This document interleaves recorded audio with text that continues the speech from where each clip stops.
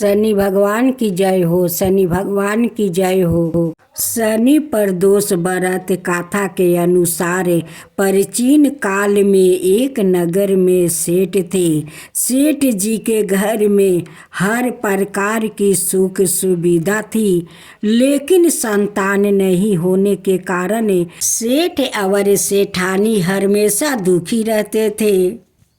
काफी सोच विचार करके सेठानी ने अपना काम नौकरों को सौंप दिया और खुद सेठानी के साथ तीर्थ यात्रा पर निकल पड़े।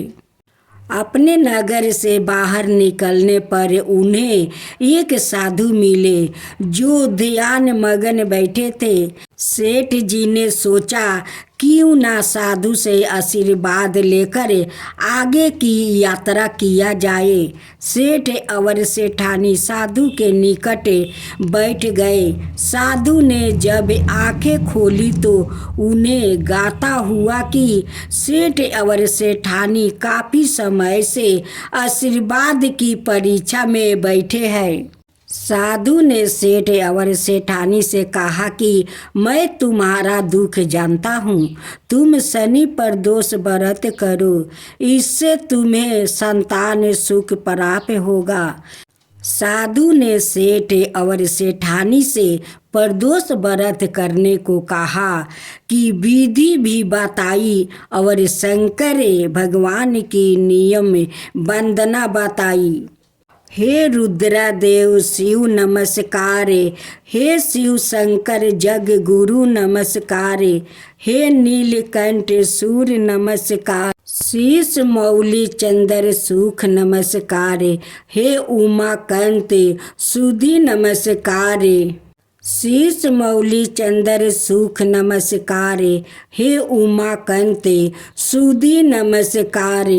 ईर्षान ईर्ष प्रभु नमस्कार, विश्वेश्वर प्रभु शिव नमस्कार। दोनों साधु से आशीर्वाद लेकर तीर्थ यात्रा के लिए आगे चल पड़े।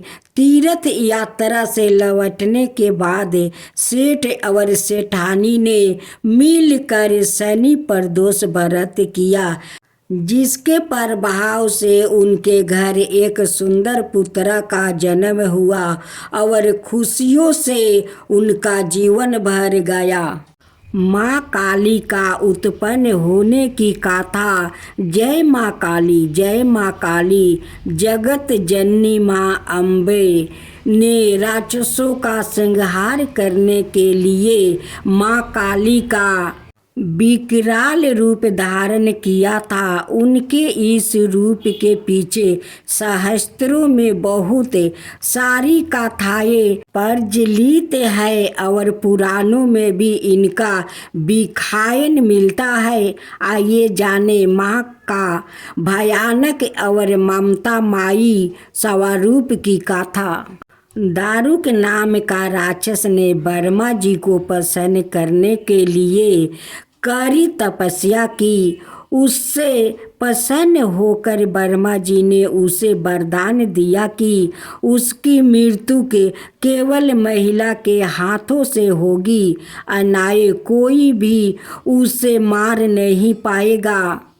वो राक्षस ब्रह्मा जी का वरदान का गलत फायदा उठाने लगा और उसने सारे ब्राह्मणों, संतों और देवताओं का जीना मुश्किल कर दिया। उसने अपनी शक्ति से सारे अनुष्ठान बंद करवा दिया और स्वर्ग पर अपना राज जमाकर बैठ गया। सारे देवता उससे लड़ने गए पर निराश होकर वापसी लौट आए। तब ब्रह्मा जी ने बताया, यह राक्षस सिर्फ किसी स्त्री के हाथों ही मारा जाएगा। सारे देवता मिलकर भगवान शिव का पास मदद की गुहार लगाने पहुँचे। दारुक राक्षस के आतंक के बारे में बताया। तब इस समस्या के समाधान के लिए भोलेनाथ ने जगत जननी माँ पार्वती की तरफ देखा और कहा, हे कल्याणी, जगत के हित के लिए और उस दारू के दैत्य के लिए मैं तुमसे प्रार्थना करता हूँ। इतना सुनकर माता पार्वती मुस्कुराई और अपना एक अंश भगवान भोलेनाथ में प्रवेश करवा दिया। माँ भगवती का वो अंश भगवान शिव के गले से अवतरित हुआ। भोलेनाथ ने तभी अपना तीसरा नेत्रा खोला और उनके नेत्रा के द्वार से माँ ने भयंकर काली का विकराल रूप धारण कर लिया। उनके इस रूप को देखकर देवता और राक्षस वहाँ से भागने लगा। उनका रूप इतना भयानक था कि कोई भी उनके सामने टिक नहीं पाया। माँ काली का सिर्फ हुंकार से ही सारे दैत्यों का नाश हो गया। सारे असुर जलकर भस्म हो गया। लेकिन तब भी उनका गुस्सा शांत ना हुआ और उनके क्रोध की अग्नि से सारे लोग जलने लगा। देवताओं ने पुनः भोलेनाथ से मदद मांगी। तब महादेव ने माँ काली के गुस्से को शांत करने के लिए एक बालक का रूप धारण किया। उनके इस रूप को बटुक भैरव भी कहा जाता है और उस बालक के रूप में भोलेनाथ जोर जोर से रोने लगे। उनके रोने की आवाज़ माँ काली के कानों में पड़ी। माता ने उस प्यारे से बालकों को अपने गले से लगा लिया और तभी माता वापस से अपने स्वयं रूप में आ गई।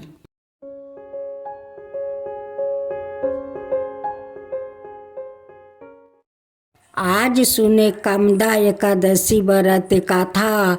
विष्णु भगवान की जय हो, विष्णु भगवान की जय हो। धर्मराज युधिष्ठिर कहने लगे, हे भगवान, मैं आपको कोटि कोटि नमस्कार करता हूँ। अब आप कृपा करके चैत्र शुक्ला एकादशी का महात्म्य कहिए। श्री कृष्णा कहने लगे कि धर्मराज, यही प्रश्न एक समय राजा दिलीप ने गुरु वशिष्ठ जी से किया था और जो समाधान उन्होंने किया वो सब मैं तुमसे कहता हूँ। प्राचीन काल में रतनपुर नाम का एक नगर था। वहाँ पर अनेक ऐश्वर्यों से युक्त पुंडरीक नाम का एक राजा राज करता था। रतनपुर नगर में अनेक अप्सरा थी। किंदर और गंधर्व वास करते थे। उनमें ललिता और ललित नाम के दो स्त्री और पुरुष भी थे। उन दोनों में अत्यंत स्नेह था, यहाँ तक कि अलग अलग हो जाने पर दोनों व्याकुल हो जाते थे। एक समय पुंडरीक की सभा में अनेक गंधर्वों के सहित ललित भी गान कर रहा था। गाते गाते उसको अपनी प्रिया ललिता का ध्यान आ गया और उसके ध्यान में सुर भंग होने के कारण गाने का स्वरूप बिगड़ गया। ललित का मन का भाव जानकर ककोट नाग ने पद भंग होने के कारण राजा से कह दिया। तब पुंडरीक ने क्रोध पूर्वक कहा कि तू मेरे सामने गाता हुआ अपनी स्त्री का स्मरण कर रहा है। आज तू कच्चा मांस खाता है। अब कर्म का फल भोग। पुंडरीक के सराप से ललित उसी क्षण महाकाया विकराल राक्षस हो गया। उसका मुख अत्यंत भयंकर हो गया, नेत्रा सूर्य चंद्रमा की तरह हो गया, प्रदीप्त हो गए और मुख से अग्नि निकलने लगी। उसकी नाक पर्वत की केंद्रा के समान विशाल हो गया और गर्दन पर्वत के समान लगने लगी। सिर में बाल पर्वतों पर खरे वृक्षों के समान लगने लगा और भुजाएं अत्यंत लंबी हो गई। कुल मिलाकर उसका शरीर 8 योजन के विस्तार में हो गया। इस प्रकार राक्षस होकर वो अनेक प्रकार के दुख भोगने लगा। जब उसकी प्रियतमा ललिता को यह सब वृत्तांत मालूम हुआ तो उसको अत्यंत दुख हुआ। वो अपने पति के उद्धार का अत्यतन सोचने लगी। वो राक्षस अनेक प्रकार के घोर दुख सहता घने वनों में रहने लगा। उसकी स्त्री उसके पीछे पीछे जाती है और अनेक प्रकार से विलाप करती रहती है। एक बार ललिता अपने पति के पीछे घूमती घूमती विंध्याचल पर्वत पर चली गई, जहाँ पर सिरिंगी ऋषि का आश्रम था। ललिता शीघ्र ही सिरिंगी से प्रार्थना करने लगी। उसे देखकर सिरिंगी ऋषि बोले, हे सुबेग, तुम कौन हो और यहाँ किस लिए आई हो? ललिता बोली कि हे मुनि, मेरा नाम ललिता है। मेरा पति राजा पुंडरीक के सराप से विशाल काया राक्षस को हो गया है। इसका मुझको महान दुख है। इसके उद्धार का कोई उपाय बतलाइए।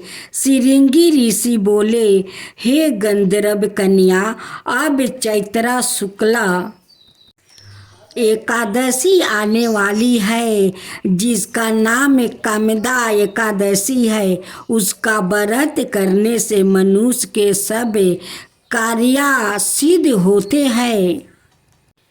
यदि तू कामदा एकादशी का व्रत करके उसके पुण्य का फल अपने पति को दे दे तो वो शीघ्र ही राक्षस योनि से मुक्त हो जाएगा और राजा का श्राप भी अवश्य में वो शांत हो जाएगा।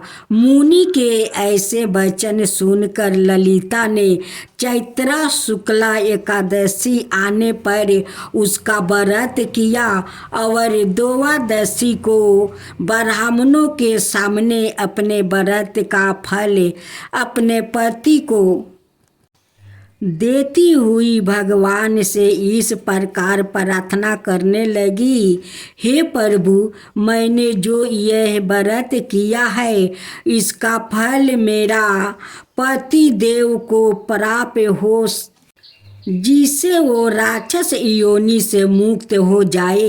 एकादशी का फल देते ही उसका पति राक्षस योनि से मुक्त होकर अपने पुराने स्वरूप में प्राप्त हुआ। फिर अनेक सुंदर वस्तु भूषणों से युक्त होकर ललिता विमान में बैठकर स्वर्ग लोक को चले गए। वशिष्ठ मुनि कहने लगे कि हे राजन, इस व्रत को विधि पूर्वक करने से समस्त पाप नष्ट हो प्राप्त हो जाते हैं और राक्षस आदि की योनि भी छूट जाती है। संसार में इसके बराबर कोई और दूसरा व्रत नहीं है। इसकी गाथा पढ़ने या सुनने से या जप ज्ञान का फल प्राप्ति होती है। महात्म्य पुराण में ऐसा कहा गया है कि चैत्र मास के शुक्ल पक्ष की अष्टमी को दिन अष्ट नक्षत्र में पावन गंगा जी का सर्ग लोग से इस भूतल पर अवतार राजा भगीरथ की तपस्या से ब्रह्मा और शिव के दिए वरदान से हुआ है। तभी से गंगा निरंतर प्रवासशील होकर समुद्र में जाकर मिल जाती है। यदि गंगा अष्टमी का दिन आज भी अष्ट नक्षत्र और संयोग बस आ जाए तो गंगा में स्नान करने का अंत फल प्राप्त होता है। जीवन में किए हुए मनुष्यों के सब पाप धुल जाते हैं।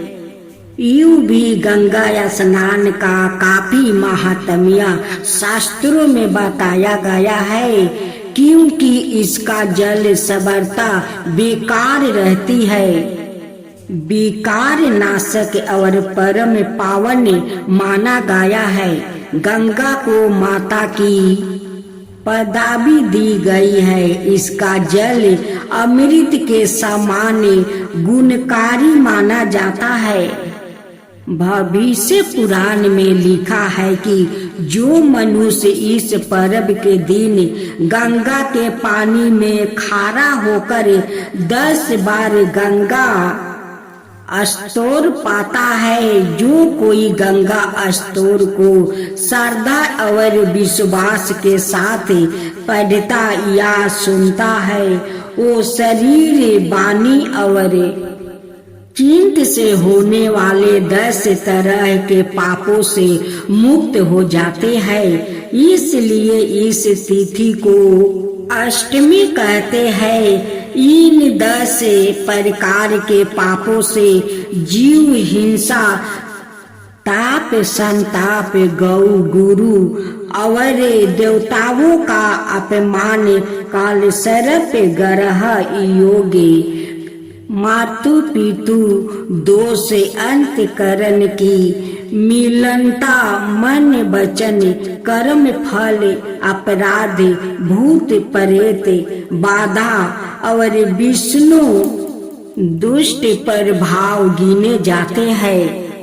इसके अलावा किसी रोग से विपत्ति में पारा व्याकुत संसारिक चक्र में फंसा व्याकुत भय और भाव बंधों से मुक्त हो जाते हैं। हिंदुओं के अन्य पर्वों की तरह गंगा अष्टमी मुक्ताई स्नान पर्व के रूप में मनाया जाता है। भक्तगण हर हर गंगे कहकर गंगा जल में डुबकी लगाते हैं, जिसका मतलब होता है कि गंगा मैया हमारे 10 दोषों पापों का हरण करती है।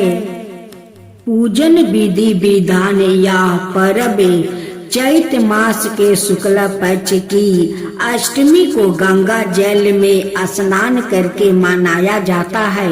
यदि किसी कारण वश गंगा का जल में स्नान करना संभव ना हो तो किसी भी नदी में स्नान करके इसकी कमी की पूर्ति की जा सकती है।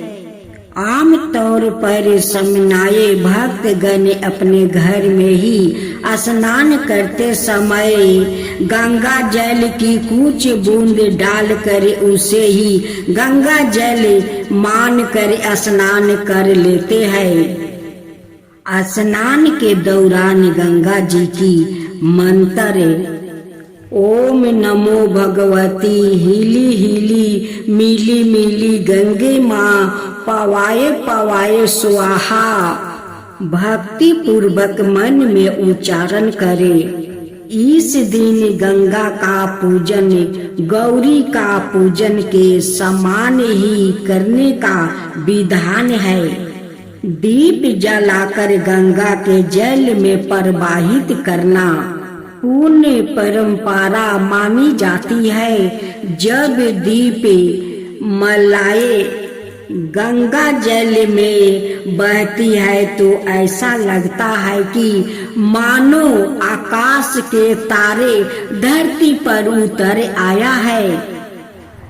इस पर्व का अवसर पर श्रद्धालु दर्पण कर सवाए और पूर्वजों के नाम पर जल में गोते लगाते हैं, स्नान कर दान देते हैं। इस कृत्य को परम पावन मोक्षदायी माना जाता है। इस दिन शिवलिंग का पूजन करने और रात्रि जागरण करने का भी विधान है, जिसका अंत फल प्राप्त होता है। गंगा अवतारण की गाथा का वर्णन वाल्मीकि रामायण, देवी भागवत, महाभारत और स्कंद पुराण में मिलता है। पुरातन युग में अयोध्यापति महाराज सागर ने एक बार विशाल यज्ञ का आयोजन किया और उसकी सुरक्षा का भार उन्होंने अपने पुत्र अंशुमान को सौंपा। देवराज इंद्र ने राजा सागर के यज्ञ अश्वा का अपहरण कर लिया तो यज्ञ के कार्य में रुकावट पैदा हो गई। इंद्र ने घोड़े का अपहरण कर उसे कपिल मुनि के आश्रम में बांध दिया। घोड़े को खोजते हुए राजा सागर के पुत्र जब कपिल मुनि के आश्रम में पहुंचा तो कोहाल सुनकर कपिल मुनि की समाधि टूट गई। परिणाम स्वरूप वो क्रोधित हो गए और उनकी क्रोध अग्नि में जल कर राजा के हजारों पुत्र भस्म हो गए। अंशुमान घोड़े की खोज में जब मुनि के आश्रम में पहुंचा तो वहाँ महात्मा गरुड़ ने उसे सागर के हजारों पुत्र के भस्म होने की जानकारी दी। उनकी मुक्ति का मार्ग उन्होंने स्वर्ग से गंगा जी को पृथ्वी पर चौके पहले यज्ञ शुरू करवाना जरूरी था। अंत अंशुमन ने घोड़े को यज्ञ मंडप पहुंचाया और यज्ञ करवाया। फिर राजा सागर को पूरा वृत्तांत बताया। कुछ समय बाद राजा सागर का देहांत हो गया। जीवन परिवर्तन तपस्या करके गंगा जी को पृथ्वी पर लाने का बीड़ा अंशुमन और उसके पुत्र दिलीप ने उठाया, लेकिन उन्हें सफलता नहीं मिली। दिलीप के पुत्र भागीरथ ने जब कई बरस तक कठोर तपस्या की तब कहीं जाकर ब्रह्मा जी प्रसन्न हुए और उन्होंने भागीरथ से वर मांगने को कहा। भागीरथ ने गंगा जी को पृथ्वी पर भेजने के लिए निवेदन किया। ब्रह्मा ने कहा कि गंगा का भार वो वेग संभालने की शक्ति केवल भगवान शंकर में है। अंत तुम पहले उन्हें प्रसन्न करे गंगा मांग लो। भागीरथ ने फिर कठोर तपस्या की और शंकर भगवान को अपनी जाटा फैलाकर गंगा जी को धारण करने के लिए तैयार किया। जब ब्रह्मा जी ने अपने कमंडलू से गंगा को छोड़ा तो वो शंकर जी का जटाओं में ही उलझ कर रह गई। भागीरथ द्वार बार बार अनुनय विनय करने पर शंकर जी ने गंगा को हिमालय में ब्रह्मा जी द्वार बनाए बिंदुसर में छोड़ा, जहाँ से उनकी अनेक धाराएं फूट पड़ी। जहाँ गंगा का जल कपिल मुनि के आश्रम में पहुँचा तो महाराज सागर के 60,000 भस्म हुए पुत्र शराप से मुक्त हो गए वर्मा जी ने पुण्य प्रकट होकर भगीरथ के कठिन तप से प्रवाहित होकर घोषणा किया कि अब से गंगा जी का एक नाम भगीरथी होगा। इस प्रकार भगीरथ ने अपने पुण्य से पुत्र लाभ पाया। गंगा मैया की जय हो, गंगा मैया की जय हो, भोलेनाथ की जय हो, भोलेनाथ की जय हो। आज आप सुने यमराज की कथा। एक समय की बात है जब पृथ्वी लोग पर बाबरू वाहन नाम का एक राजा हुआ करता। उनका राज बड़ा ही सुख था, समृद्धि था। राजा भी बड़े दयालु थे। इस राज में एक ब्राह्मण हरिदास भी निवास करता था। हरिदास एक तपस्वी था और उसका विवाह गुणवती से हुआ था, जो कि बहुत ही सुशील, धर्मवती और पतिव्रता महिला थी। गुणवती ने जीवन भर में सभी देवी देवताओं की उपासना की और सभी प्रकार के व्रत की और दान धर्म भी किया करती थी। इसके अलावा अतिथि सेवा को भी अपना धर्म मानती थी। ऐसे ही हंसी खुशी और ईश्वर की उपासना करते हुए वो वृद्ध हो गई। जब उसकी मृत्यु हुई तो यम धर्मराज के दूत उसे अपने साथ धर्मराजपुर ले गए। यम लोग में सुंदर सिंहासन पर धर्मराज विराजमान थे और उनके ही पास में चित्रगुप्त भी बैठे थे। आपको पता ही होगा कि चित्रगुप्त के पास सभी प्राणियों के पाप पुण्य का लेखा जोखा होता है। चित्रगुप्त प्रभु को प्राणियों का लेख जोखे सुन रहे थे। तभी वहाँ यमदूत गुणवती को लेकर पहुँचे। गुणवती उन्हें देखकर थोड़ी भयभीत हुई और मुंह नीचे करे करी हो गई। चित्रगुप्त ने गुणवती का बयारा निकाला और धर्मराज को बताया। धर्मराज ने पूरा बयारा देखा और वो प्रसन्न हुए, परंतु फिर भी उनके मुख मंडल पर थोड़ी उदासी भी छाई हुई थी। यह देखकर गुणवती ने पूछा, हे प्रभु, मैंने तो सारे सत्कर्म ही किया, फिर भी आपके मुख पर यह उदासी छाई है। इसका कारण क्या है? कृपा करके मुझे बताइए प्रभु, मुझसे क्या भूल हुई है? यम धर्मराज ने उत्तर में कहा, हे देवी, तुमने सभी देवी देवताओं के व्रत किया है, उपासना की है, परंतु कभी तुमने मेरा नाम से कुछ पूजा या पाठ या कोई भी दान धर्म नहीं किया है।